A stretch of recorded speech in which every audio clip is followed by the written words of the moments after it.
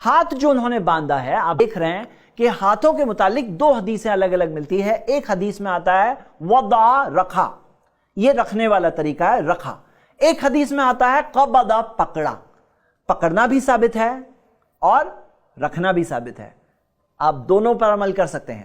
لیکن بعض لوگ 2 انگلی سے پکڑتے ہیں اور 3 انگلی رکھتے ہیں، اس کی کوئی دلیل نہیں ملتی، اس کا کوئی ثبوت نہیں ملتا۔ باندھنے کے بعد میں ہم پڑھیں گے دعا استفتاح، حدیث آپ کی اسکرین پر ہے، صحیح بخاری کی حدیث ہے، اللہم باعد بینی و بین خطایا، اے اللہ دوری پیدا کر دے مجھ میں اور میری خطاؤں میں، کما باتہ بین المشرق والمغرب، اے اللہ دوری پیدا کر دے مجھ میں اور میری خطاؤں میں، جتنی دوری ہے اللہ تو نے مشرق اور مغرب کے درمیان میں رکھی ہے۔ اللہم نقنی من الخطایا کما ینقی ثوب الابیض من الدنس، اے اللہ مجھے میرے گناہوں سے پاک کر دے، جس طرح سے ایک سفید کپڑا گندگی اور کالے پن سے، میل سے پاک ہوتا ہے اللہ، اس طرح مجھے اپنے گناہوں سے پاک کر دے۔ اللہم اغسل خطایا بالماء والثلج والبرد، اے اللہ دھو دے میرے گناہوں کو پانی سے، برف سے اور اولے سے۔ تو یہ ایک دعا ہے جس کے اندر ہم نماز کی شروعات کرتے ہیں، اور یہ دعا میں ایک بہت پیارا سا میسج ہے۔ ایک اور دعا جو ثابت ہے، اللہ اکبر کبیرہ والحمدللہ کثیرہ وسبحان اللہ بکرۃ واسیلہ، اور وہ دعا بھی ثابت ہے جو بہت سارے لوگ پڑھتے ہیں عمر رضی اللہ عنہ سے، سبحانک اللہم وبحمدک وتبارک اسمک وتعالی جدک ولا الہ غیرک۔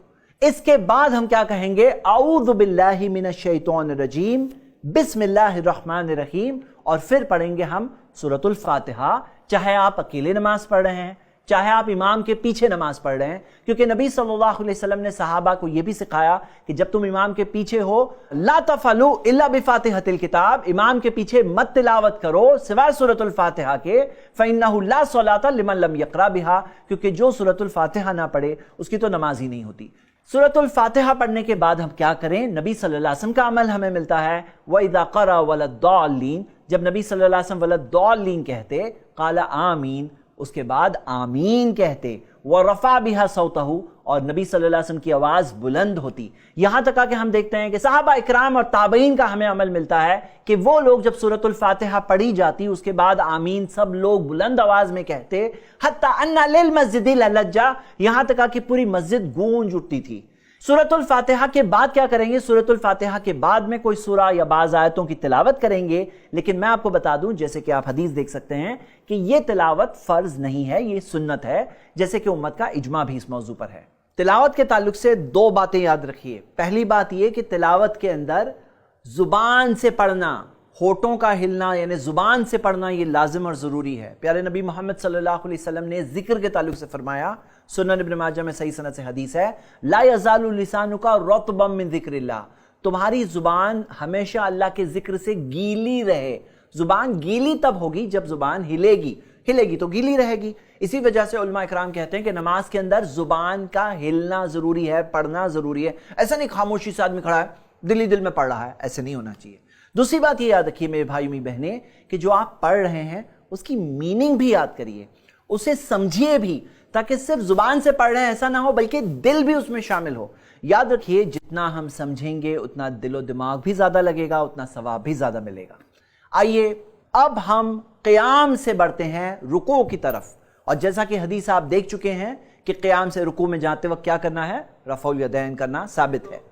اللہ اکبر۔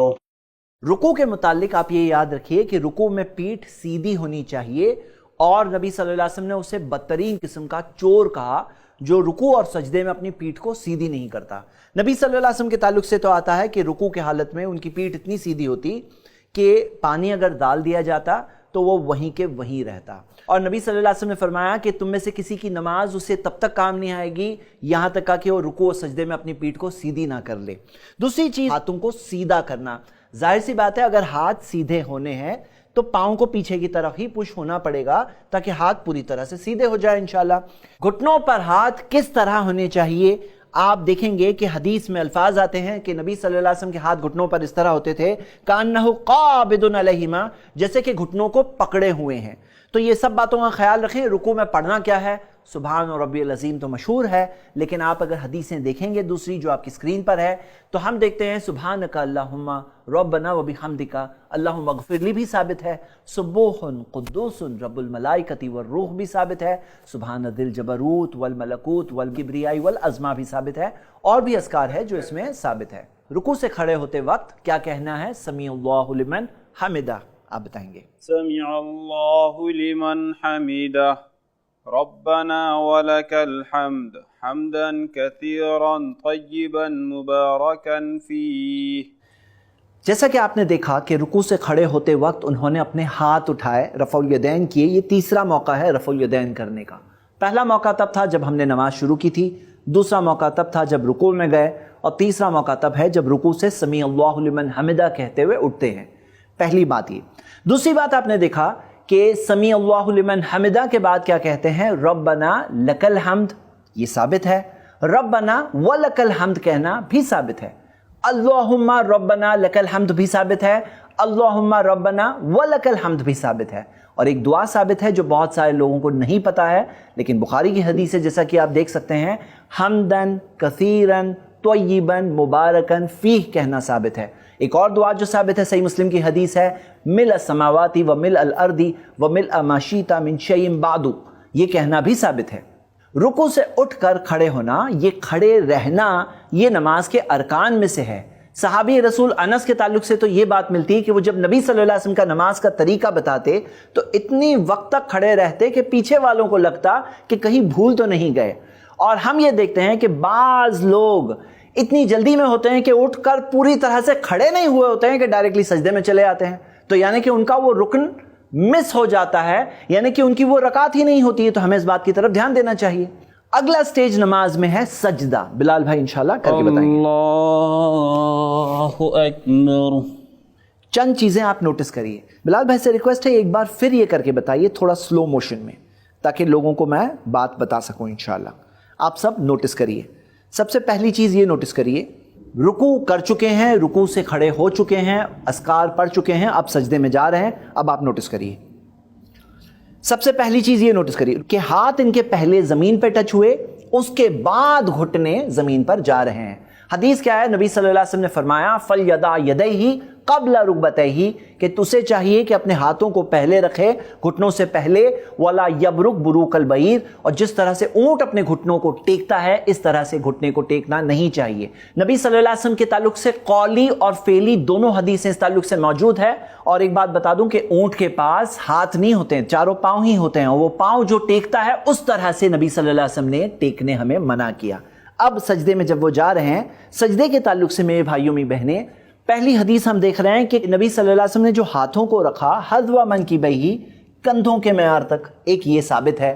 دوسری حدیث میں آتا ہے فلما سجد سجد بین کفیہ، کہ جب نبی صلی اللہ علیہ وسلم نے سجدہ کیا تو اپنے دونوں ہاتھوں کے درمیان میں سجدہ کیا. تو ہاتھوں کو کندھے کے لیول پر بھی سجدے میں رکھنا ثابت ہے، ہاتھوں کو سر کے لیول پر بھی رکھنا ثابت ہے. دوسری بات یہ نوٹس کریے کہ اللہ کے رسول صلی اللہ علیہ وسلم کی حدیث جو ہے کہ صرف 7 ہڈیوں پر سجدہ ہونا چاہیے. اور وہ 7 ہڈیاں کیا ہیں؟ نبی صلی اللہ علیہ وسلم نے گنایا، وہ ہے پیشانی اور ناک. ناک کا زمین پہ چھونا لازم اور ضروری ہے. دوسرے ہے دونوں ہاتھ، دوسرا اور تیسرا نمبر، دونوں گھٹنے چوتھا اور پانچواں، اور پنجوں کی انگلیاں جو اندرونی طور پر انسائیڈ پارٹ ہے انگلیوں کا، وہ ٹچ کرنا لازم اور ضروری ہے. اگلی بات یہ نوٹس کریے کہ کونیاں اٹھی ہوئی ہے، زمین سے اوپر ہے، کیونکہ نبی صلی اللہ علیہ وسلم کے الفاظ ہے وَارْفَعْ مِرْفَقَيْكَ، کہ اپنی کونیوں کو اٹھاؤ. کونیوں کو زمین پر بھی نہیں چھونا چاہیے، جسم پر بھی کنیکٹ نہیں ہونا چاہیے، کیونکہ نبی صلی اللہ علیہ وسلم نے ہاتھ کو فلیٹ کر دینے سے منع کیا. بلال بھائی یہ غلط بھی کر کے بتائیے ایک بار کہ ہاتھوں کو فلیٹ کر دینے سے منع کیا.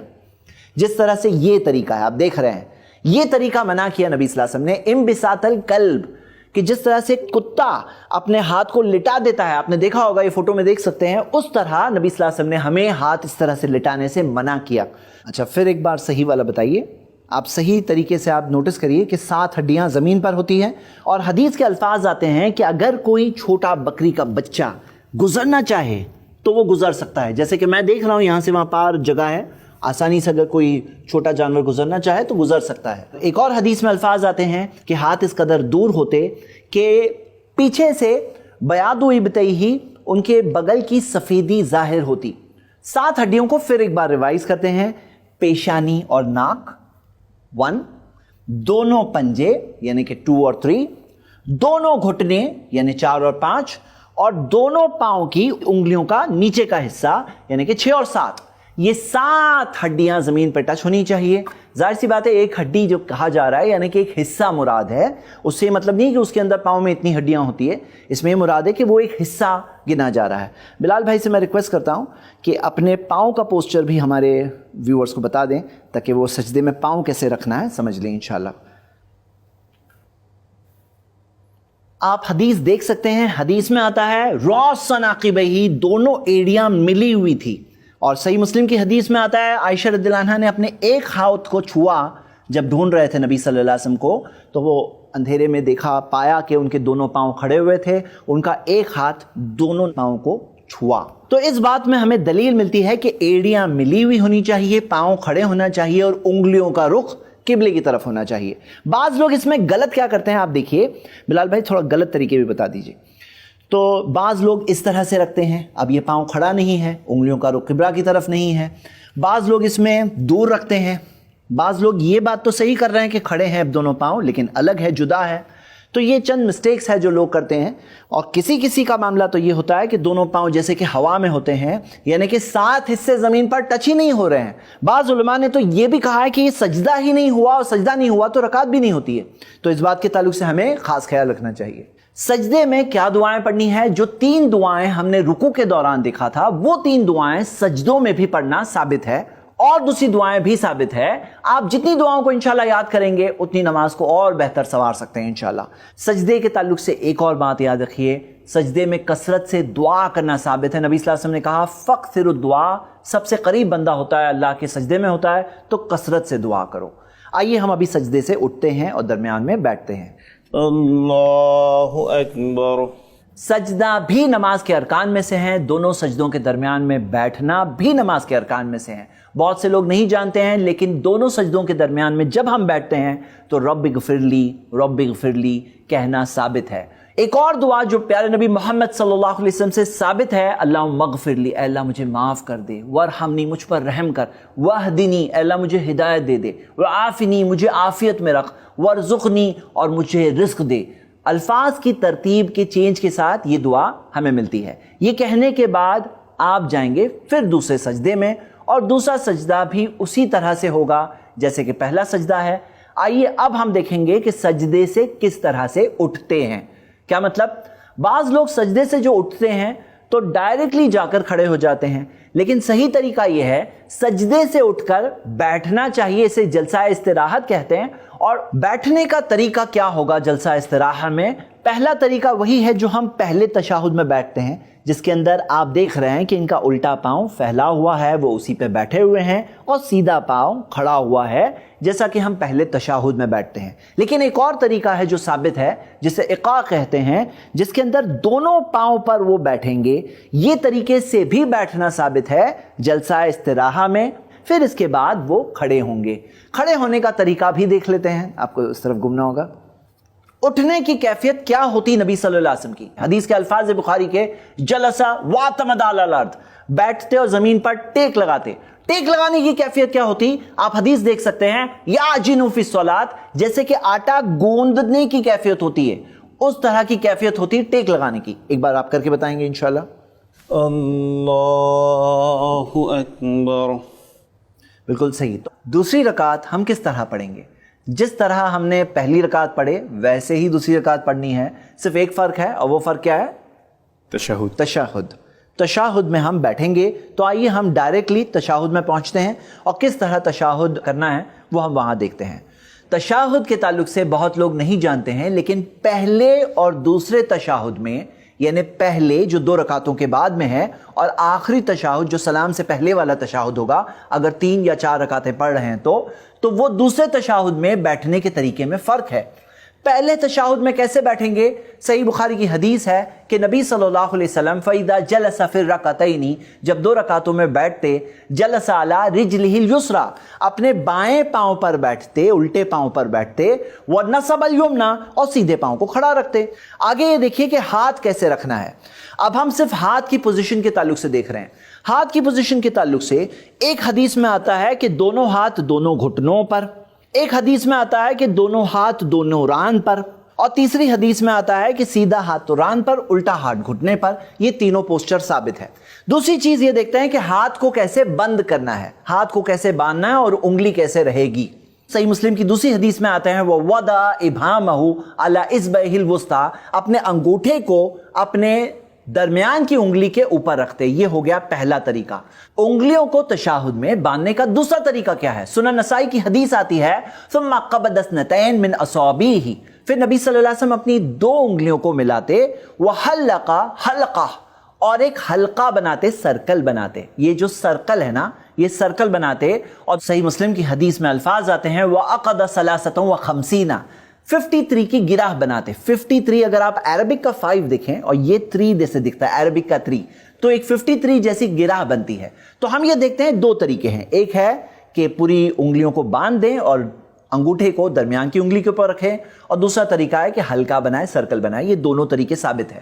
آگے آپ یہ دیکھیں گے وہ اشارہ بالسبابہ، صحیح مسلم کی حدیث ہے کہ اپنی انگلی سے اشارہ کرتے، لیکن سنن نسائی کی حدیث میں الفاظ آتے ہیں یحرکھا یدو بہا اپنی انگلی کو حرکت دیتے دعا کرتے ہوئے، اور عربی لفظ یحرکھا کنٹینیوس حرکت دیتے۔ اس کا مطلب یہ ہے کہ کنٹینیوس نبی صلی اللہ علیہ وسلم اپنی انگلی کو حرکت دیتے، اور تشہد پورا کے پورا اگر آپ دیکھیں تو ایک طرح کی دعا ہے۔ عربی زبان کے استعمال کے تعلق سے اگر ہم دیکھیں گے تو اشارے کی کئی کیفیت ہوتی ہے، اور یہ حرکت والی کیفیت بیان کی گئی ہے سنن نسائی کی حدیث میں، یعنی کہ صحیح مسلم کی حدیث میں اشارہ ذکر ہے، لیکن اشارے الگ الگ طرح کے ہو سکتے ہیں۔ جیسا کہ ہم دیکھتے ہیں کہ نبی صلی اللہ علیہ وسلم نے صحابہ کو جب نماز پڑھنے کہا تو اپنے ہاتھ کے اشارے سے کہا کہ وہ لوگ نماز پڑھ لیں، اور وہ خود امامت کے لیے نہیں آئیں گے کیونکہ بیمار تھے۔ تو ہم دیکھتے ہیں اشارے کی کیفیت ہوتی ہے۔ صحیح مسلم کی حدیث میں اشارہ ذکر ہے، سنن نسائی کی حدیث میں اس اشارے کی کیفیت ذکر ہے، یعنی کہ یحرکھا کنٹینیوسلی نبی صلی اللہ علیہ وسلم حرکت دیتے۔ تو یہاں پہ ہم نے 3 باتیں دیکھی کہ ہاتھ کیسے رکھنا ہے، انگلیوں کو کیسے باندھنا ہے، اور جو کلمے کی انگلی ہے اس کا کیا پوسچر رہے گا۔ آگے ہم یہ دیکھتے ہیں، حدیث آتی ہے وَاتْبَعَهَا بَصَرَهُ اپنی نظروں سے اس انگلی کو دیکھنا، اور نبی صلی اللہ علیہ وسلم کے الفاظ ہے کہ ہی اشد علی الشیطان من الحدید، یہ شیطان کے لیے لوہے سے زیادہ بھاری ہے۔ تو یہ ہم نے تشہد میں پہلے تشہد کے تعلق سے دیکھا۔ تشہد میں کیا پڑھنا ہے؟ صحیح بخاری میں حدیث ہے کہ عبداللہ ابن مسعود رضی اللہ عنہ کہتے ہیں کہ نبی صلی اللہ علیہ وسلم نے تشہد اس طرح سے سکھایا جیسے کہ قرآن کی سورہ سکھاتے، اور الفاظ جو انہوں نے بتائے وہ وہی ہے جو مشہور ہے لوگوں میں، التحیات للہ والصلوات والطیبات، السلام علیک ایھا النبی ورحمۃ اللہ وبرکاتہ، السلام علینا وعلی عباد اللہ الصالحین۔ تو یہ کہنے کے بعد اشہد ان لا الہ الا اللہ واشہد ان محمدا عبدہ رسولہ۔ لیکن ہم یہ دیکھتے ہیں کہ اسی تعلق سے صحابہ کا ایک عمل ہمیں ملتا ہے کہ جب نبی صلی اللہ علیہ وسلم ان کے درمیان میں تھے تب انہوں نے السلام علیک ایھا النبی پڑھا، لیکن نبی صلی اللہ علیہ وسلم کے انتقال کے بعد صحابہ پڑھنے لگے السلام علی النبی ورحمۃ اللہ وبرکاتہ، یعنی کہ وہ اس طرح سے پڑھیں گے التحیات للہ والصلوات والطیبات، السلام علی النبی ورحمۃ اللہ وبرکاتہ، السلام علینا وعلی عباد اللہ الصالحین۔ تو اس طرح سے پڑھنا ہمیں ملتا ہے صحابہ سے۔ میں نے دونوں حدیثیں آپ کے سامنے رکھ دی، لیکن مقصد یہ ہے کہ صحابہ کا عمل بھی ہمارے لیے ایک بہت بڑی دلیل ہے۔ تشہد میں اتحیات کے بعد میں کیا درود پڑھنا ہمیں ملتا ہے یا نہیں ملتا ہے؟ حقیقت میں اس متعلق ہمیں دونوں حدیثیں ملتی ہے۔ ابن خزیمہ میں ہمیں حدیث ملتی ہے عبداللہ ابن مسعود سے کہ جب نبی صلی اللہ علیہ وسلم ان کان فی وسط الصلاۃ اگر نماز کے درمیان میں ہوتے ہیں، نہض حین یفرغ من تشہد، تشہد سے جب فارغ ہوتے تو کھڑے ہو جاتے، یعنی کہ اتحیات کے بعد میں کھڑے ہو جاتے۔ لیکن ایک اور حدیث ہمیں ملتی ہے جو مسند ابو عوانہ میں ہے، جس میں آتا ہے کہ وتر کی نماز کے اندر جب نبی صلی اللہ علیہ وسلم نے ایک بار 9 رکعت وتر پڑھی، جو ثابت ہے، اس کے اندر 8ویں رکعت کے بعد بھی بیٹھے، اور اس میں جو پہلا تشہد تھا اس کے اندر تشہد کے بعد میں درود بھی پڑھے تھے۔ اس میں ایک دلیل ملتی ہے کہ پہلے تشہد کے بعد بھی درود پڑھا جا سکتا ہے۔ دونوں دلائل موجود ہے، دونوں پر عمل کیا جا سکتا ہے۔ پہلا تشہد پڑھنے کے بعد اللہ اکبر کہہ کر ہم کھڑے ہو جائیں گے انشاءاللہ۔ کھڑے ہونے کے بعد ہم یہ دیکھتے ہیں کہ تیسری رکعت پڑھی جائے گی، یا اگر 4 رکعت کی نماز ہے تو چوتھی رکعت بھی پڑھیں گے، لیکن تشہد پڑھنے کے بعد ہم تیسری رکعت کے لیے کھڑے ہوتے ہیں۔ کس طرح کھڑے ہوں گے اب بلال بھائی بتائیں گے انشاءاللہ۔ اللہ اکبر۔ آپ نے دیکھا کہ جب وہ تیسری رکعت کے لیے کھڑے ہوئے تو انہوں نے رفع الیدین کیا، جیسا کہ اللہ کے رسول صلی اللہ علیہ وسلم کی حدیث میں آیا ہے وَإِذَا قَامَ مِنَ الرَّكْعَتَيْنِ رَفَعَ يَدَيْهِ، جب 2 رکعتوں کے بعد کھڑے ہوتے تو رفع الیدین کرتے۔ یاد رکھیے کہ یہ رفع الیدین پہلی رکعت کے بعد جب کھڑے ہوتے ہیں تب نہیں کرنا ہے، تیسری رکعت کے بعد جب کھڑے ہوتے ہیں تب نہیں کرنا ہے، لیکن جب 2 رکعت پڑھ کے یعنی کہ تشہد کے بعد میں جب کھڑے ہوتے ہیں تب رفع الیدین کرنا ہے۔ تیسری رکعت ہم پڑھیں گے، اور اگر نماز میں چوتھی رکعت ہے تو چوتھی رکعت بھی پڑھیں گے۔ پڑھنے کے بعد جب ہم آخری تشہد میں بیٹھیں گے تو اب ہم اس آخری تشہد کا طریقہ دیکھتے ہیں۔ آپ اگر اس طرف ٹرن ہو کے بتائیں گے تو پاؤں کا پوسچر ہمارے ویورز دیکھ سکتے ہیں انشاءاللہ۔ پہلے ہم ریویژن کرتے ہیں کہ پہلے تشہد میں کیسے بیٹھے تھے۔ پہلے تشہد میں بیٹھنے کا طریقہ جیسا کہ آپ دیکھ رہے ہیں یہ تھا، یعنی کہ بائیں پاؤں پر بیٹھتے، لیفٹ لیگ پر بیٹھتے، اور دایاں پاؤں سیدھا پاؤں کھڑا رکھتے۔ دوسرے تشہد میں بیٹھنے کا طریقہ کیا ہے؟ حدیث اس بارے میں یہ ہے، صحیح بخاری کی حدیث ہے وَإِذَا جَلَسَ فِي الرَّكْعَةِ الْآخِرَةِ قَدَّمَ رِجْلَهُ الْيُسْرَى وَنَصَبَ الْأُخْرَى وَقَعَدَ عَلَى مَقْعَدَتِهِ، کہ نبی صلی اللہ علیہ وسلم اپنے بائیں پاؤں کو آگے بڑھاتے، آپ دیکھ رہے ہیں آگے بڑھاتے، اور اپنے سیدھے پاؤں کو کھڑا رکھتے، لیفٹ لیگ کو آگے بڑھاتے۔ اب آپ دیکھ رہے ہیں کہ لیفٹ لیگ یہاں سے باہر نکلا ہے، یہاں سے باہر نکلا ہے، اور سیدھا پاؤں کھڑا ہے جیسا کہ ہم دیکھ رہے ہیں۔ اور کہاں بیٹھے ہیں؟ وہ اپنے ہپس پر بیٹھے ہوئے ہیں، سرین پر بیٹھے ہوئے ہیں۔ تو بیٹھنے کا یہ ایک بہت ہی کمفرٹیبل پوسچر ہے، جیسے کہ ہم دیکھ رہے ہیں اس حدیث میں ہے، یہ آخری تشہد کے لیے ہے۔ اس آخری تشہد میں بیٹھنے کا ایک دوسرا طریقہ بھی ثابت ہے، اس کے اندر فرق یہ ہے وَفَرَشَ قَدَمَهُ الْيُمْنَى، حدیث کے الفاظ ہے فرشا یعنی کہ بچھا دیتے، جیسے آپ دیکھ رہے ہیں یہ بچھا دینا، یہ بھی ایک ثابت طریقہ ہے، حدیث آپ کے سامنے موجود ہے۔ آئیے آگے دیکھتے ہیں، آپ ٹرن ہو سکتے ہیں۔ ہم یہ دیکھ رہے ہیں کہ تشہد میں پڑھنا کیا ہے، التحیات پڑھنا ہے جیسا کہ ہم دیکھ چکے ہیں، اس کے بعد میں درود پڑھنا ہے، درود ابراہیم، اللہم صلی علی محمد وعلی آل محمد کما صلیت علی ابراہیم وعلی آل ابراہیم انک حمید مجید، اللہم بارک علی محمد وعلی آل محمد کما بارکت علی ابراہیم وعلی آل ابراہیم انک حمید مجید۔ یہ پڑھنے کے بعد میں ہمیں ایک دعا ملتی ہے جو بہت سے لوگ نہیں جانتے ہیں۔ صحیح مسلم میں الفاظ ہے اذا تشہد احدکم فلیستعذ باللہ من اربعین، جب تم میں سے کوئی تشہد پڑھ لے یعنی کہ پوری طرح سے فارغ ہو گئے تشہد و درود، تو اس کے بعد میں 4 چیزوں سے اللہ کی پناہ مانگ لے۔ اللہم انی اعوذ بک من عذاب جہنم، اللہ تیری پناہ مانگتا ہوں جہنم کے عذاب سے، ومن عذاب القبر، قبر کے عذاب سے، ومن فتنۃ المحیا وممات، زندگی اور موت کے فتنوں سے، ومن شر فتنۃ المسیح الدجال، مسیح الدجال کے بدترین فتنے سے اللہ میں تیری پناہ مانگتا ہوں۔ یہ دعا الفاظ کی ترتیب کے چینج کے ساتھ بھی ہمیں ملتی ہے، اور یہ ثابت شدہ ہے۔ اور جب نبی صلی اللہ علیہ وسلم کی جو الفاظ ہمیں ملتے ہیں فلیستعذ، اسے چاہیے کہ پناہ مانگے، یعنی کہ یہ ایک حکم ہے۔ اسی وجہ سے بعض علماء، مثال کے طور پہ امام احمد بن حنبل نے اسے نماز کے واجبات میں شمار کیا، یعنی کمپلسری چیزوں میں سے، ارکان الگ ہے، واجبات الگ ہے۔ ایک اور دعا جو ثابت ہے وہ مشہور دعا ہے جو بہت سارے لوگ جانتے ہیں، جو ابو بکر رضی اللہ عنہ نے نبی صلی اللہ علیہ وسلم سے پوچھا تو نبی صلی اللہ علیہ وسلم نے سکھایا اللہم انی ظلمت نفسی ظلما کثیرا ولا یغفر الذنوب الا انت فاغفر لی مغفرۃ من عندک وارحمنی انک انت الغفور الرحیم۔ تو یہ دعا بھی ثابت ہے۔ آئیے اب ہم سلام پھیریں گے، اگلا مرحلہ سلام ہے۔ جیسے آتا ہے وہ تحلیلہ تسلیم، سلام پھیرنے سے حلال ہو جاتے، یعنی نماز کے اندر جو پابندیاں تھیں، جو چیزیں حرام ہو گئی تھی، جیسے کھانا پینا، چلنا پھرنا، کام کرنا، سب حرام تھا، اس وقت پہ منع تھا، اب وہ چیزیں حلال کرنے والی چیز سلام پہ ہم پہنچتے ہیں۔ سلام کیسے پھیریں؟ حدیث میں 3 الگ الگ طریقے ملتے ہیں، آپ حدیث دیکھ سکتے ہیں۔ پہلا طریقہ السلام علیکم ورحمۃ اللہ، السلام علیکم ورحمۃ اللہ، السلام علیکم ورحمۃ اللہ، السلام علیکم ورحمۃ اللہ۔ دوسرا طریقہ السلام علیکم ورحمۃ اللہ وبرکاتہ، السلام علیکم ورحمۃ اللہ، السلام علیکم ورحمۃ اللہ وبرکاتہ، السلام علیکم ورحمۃ اللہ۔ اور تیسرا طریقہ جو بہت لوگوں کو نہیں پتا ہے لیکن ثابت ہے کہ صرف ایک سلام سے نبی صلی اللہ علیہ وسلم نے اپنی نماز کو ختم کیا، اور اس میں بھی پورا کے پورا چہرہ رائٹ سائڈ پہ جیسے ٹرن ہو جاتے ہیں ویسے ٹرن کیے بغیر، یمیلو الی الشق الایمن شیء، حدیث کے الفاظ ہے تھوڑا رائٹ سائڈ پہ چہرے کو پلٹتے ہوئے صرف السلام علیکم. السلام علیکم. آئیے اس ویڈیو کو ختم کرنے سے پہلے ہم ایک بار 12 جو ارکان ہیں ان کا ریویژن کرتے ہیں، انشاءاللہ یاد کر کے جاتے ہیں.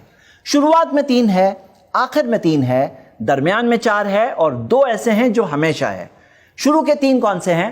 تکبیر تحریمہ یہ ارکان میں سے ہے، کھڑے ہونا قیام یہ ارکان میں سے ہے، سورۃ الفاتحہ پڑھنا ارکان میں سے. ہم صرف ارکان کا ذکر کر رہے ہیں، ڈیٹیل میں 8 ویڈیوز میں موجود ہیں انشاءاللہ. اس کے بعد میں رکوع یہ ارکان میں سے ہے، رکوع کرنا ارکان میں سے ہے. رکوع میں سے کھڑے ہونا یہ ارکان میں سے ہے. سجدہ کرنا یہ ارکان میں سے ہے، دونوں سجدے ارکان میں سے ہیں. سجدوں کے درمیان میں بیٹھنا ارکان میں سے ہے. یہ ہو گئے درمیان کے 4، رکوع سے اٹھنا، سجدتین اور سجدوں کے درمیان میں بیٹھنا. اب آخر کے 3 کون سے ہے؟ تشہد میں، آخری تشہد میں بیٹھنا ارکان میں سے ہے، آخری تشہد کو پڑھنا ارکان میں سے ہے، اور سلام میں پہلا سلام ارکان میں سے ہے. پہلا سلام ارکان میں سے، دوسرا سلام سنت ہے. تو یہ ہو گئے 12 میں سے 10. اور باقی 2 کون سے ہیں کہ سب کچھ کرنا ہے اطمینان کے ساتھ. طمانینہ یہ اطمینان ارکان میں سے ہے. کاش کہ ہمارے کنٹری کے لوگوں کو، اکثر جو لوگ ہمیں یہاں ملتے ہیں تیزی سے نماز پڑھتے ہوئے، انہیں پتا ہوتا کہ یہ نماز کے ارکان میں سے ہے، یعنی کہ اگر آپ تیزی سے نماز پڑھتے ہو تو نماز ہی نہیں ہوتی. اور وہی بات نبی صلی اللہ علیہ وسلم نے کہا تھا انہیں جنہوں نے تیزی سے نماز پڑھی کہ تم نے تو نماز ہی نہیں پڑھی ہے. اور 12واں پوائنٹ ہے کہ جو کچھ ہم نے کیا ترتیب کے ساتھ کرنا. یہ ہو گئے 12 پوائنٹس. اللہ تعالیٰ سے دعا ہے کہ اللہ ہمیں ایسی نماز قائم کرنے کی توفیق دے جس میں خشوع ہو، نبی صلی اللہ علیہ وسلم کی سنتوں پر عمل ہو، جس کے ذریعے ہماری پوری زندگی پر ایک اچھا اثر آئے. فَإِن صَلُحَتْ صَلُحَ لَهُ سَائِرُ عَمَلِهِ، اگر نماز اچھی نکلے گی تو سارے اعمال اچھے نکلیں گے. اب آپ سوچ لیجئے، اپنی نماز کو اچھا بنانے کی کوشش کیجئے. میں آپ کو دعوت دیتا ہوں کہ یہ پوری سیریز بالکل اچھی طرح سے دیکھیے انشاءاللہ. نوٹس کو ڈاؤن لوڈ کریے اور i+ اکیڈمی پہ جا کر اپنے آپ کو چیک کریں، امتحان دے کر کہ آپ نے اس موضوع کو صحیح سمجھا ہے یا نہیں سمجھا ہے. ایگزامز پاس کرنے کے بعد انشاءاللہ آپ کو i+ اکیڈمی کی طرف سے آن لائن سرٹیفکیٹ ملے گی. ضرور اس موقع کا فائدہ اٹھائیے. دیکھتے رہیے ہمارا پروگرام صلاح ورکشاپ. السلام علیکم ورحمۃ اللہ. الحمدللہ، اس سیریز کو ایک بہن نے اپنے والد عبدالغنی دھوپاؤنکر اور والدہ ہاجرہ دھوپاؤنکر کے صدقہ جاریہ کے لیے تعاون کیا ہے. ایسے ہی اور ویڈیوز بنانے میں ہماری مدد کریں.